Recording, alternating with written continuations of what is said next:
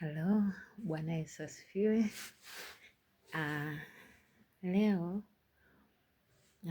tunaanza sasa yale mafundisho ambayo nilikuwa nasema tokea huko awali, na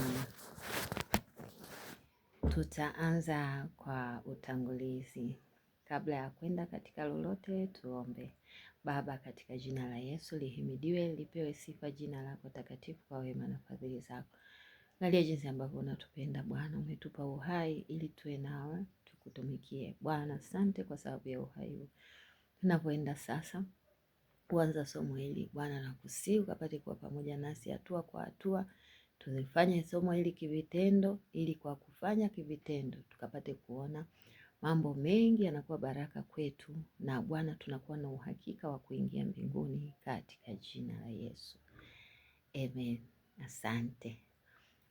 Sasa nilikuwa nasema tu kutakuwa na masomo, kutakuwa na mambo ambayo tutayapitia. Somo lenyewe hasa linaitwa kupatana na Roho Mtakatifu kivitendo. Kupatana na Roho Mtakatifu kivitendo. Tukiwa tu kama katika utangulizi, hatuwezi kutembea na Roho Mtakatifu bila kupatana naye. Lazima tupatane. Kwa hiyo hatuwezi kutembea bila kupatana naye. Na watu wengi, hata mimi huko nyuma nilikuwa najua ninatembea na Roho Mtakatifu. Nilikuwa najua nina Roho Mtakatifu, lakini kumbe sikuwa naye. Na watu wengi wanakuwa wanajua kama wako na Roho Mtakatifu, lakini kumbe hawana Roho Mtakatifu. Na hata kama wanaye ni kwa sehemu ndogo sana. Na ndio maana tunakuwa tunapitia mambo mengi. Kuna dhambi ambazo tunashindwa kuziacha. Ni kwa sababu tunakuwa hatuna Roho Mtakatifu. Sasa Roho Mtakatifu ni muhimu sana katika maisha yetu ya wokovu. Maana wakati wa kuokoka kwetu ni Roho Mtakatifu alifanya kazi kubwa ya kutushuhudia, mpaka alitushuhudia ndani kabisa. Maanake neno la Mungu linasema atatushuhudia kwa habari ya dhambi, haki na hukumu. Kwa hiyo anatushuhudia, mtu anavyoshuhudia na Roho Mtakatifu anashuhudia ndani yake, ndani ya yule mtu, na kumwambia kuwa haya anayosema ni ya kweli. Je, wewe kweli sio mwenye dhambi? Kwa hiyo anakuwa anaongea naye kwa ndani. Ndio maana unakuta wakati mwingine mtu mwingine anatubu kwa machozi, kwa sababu Roho Mtakatifu anakuwa anaongea naye ndani kabisa ya moyo wake.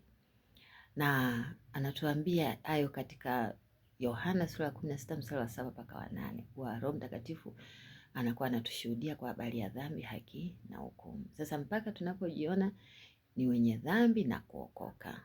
Kwa hiyo ndani kabisa anatuambia kuwa wewe kweli ni mwenye dhambi. Hili ndio neno la haki ambalo analisema huyu mtu, na usipofanya hili neno utahukumiwa. Kwa hiyo kadiri anapoongea kwa ndani ndio tunajiona wenye dhambi, tunatubu kwa kumaanisha kuacha. Na katika hatua ya kuokoka huwa tunatubu kwa Yesu Kristo pekee, ndio mwenye uwezo wa kutusamehe na kutuokoa kupitia damu yake. Kwa hiyo tunavyokuwa tunatubu mwanzoni huku, yani tunatubu kwa Bwana Yesu na kumwambia atusamehe, kwa sababu sisi ni wenye dhambi na atupe uwezo wa kushinda dhambi. Tunatubu kwa Bwana Yesu, na